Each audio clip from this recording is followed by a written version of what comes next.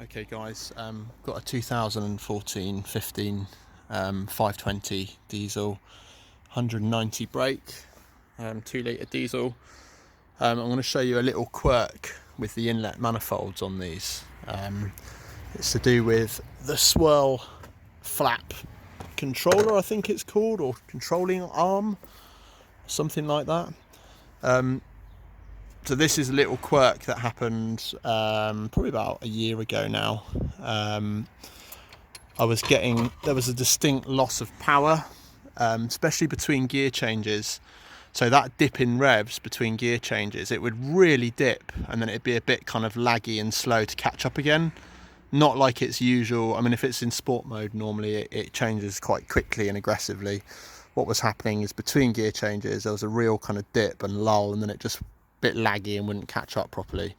The MPG had got considerably worse. There was no engine management lights on or anything on the dashboard, but it just wasn't, the car just didn't feel right. So I got it into my mechanic, and what they sussed out I can show you now, because it wasn't because of this problem that we've put another inlet manifold on, but now I've got the offending manifold out, I can show you what the problem was. So let me try and get it in the position that it is in the engine. So I don't know if you can see that. That's how it sits in the engine. And then behind here, or underneath here, I think it's the actuator. You've got your swirl flaps and this little arm here. Don't know if you can see that. This controls the opening and the closing of the swirl flaps. Now what can happen with this little arm is something really simple, really stupid, is it literally, I'm going to show you with my thumb now, so it's meant to control the flaps, is it can literally, oh, let me put that somewhere, this bit here, ready?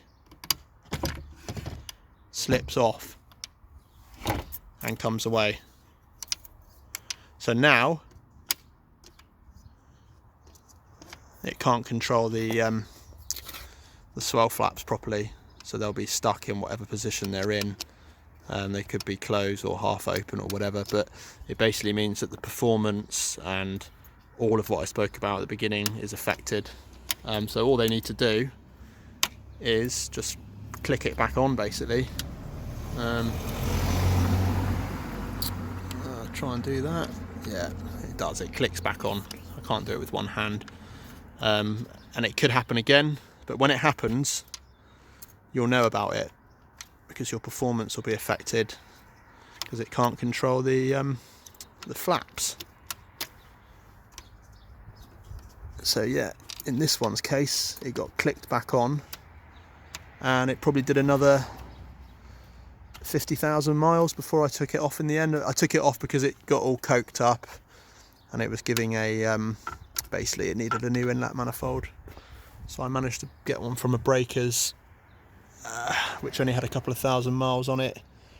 And we put that one on as well, but it's situated, I can't, under here, here's the actuator, I think it's the actuator, so it's under there where my finger's pointing. So if you're getting any of the problems that I've spoken about, then try and get your mechanic or whoever to have a look and see if it's slipped off. Yeah, hope that's helpful. It would have helped me. Cheerio.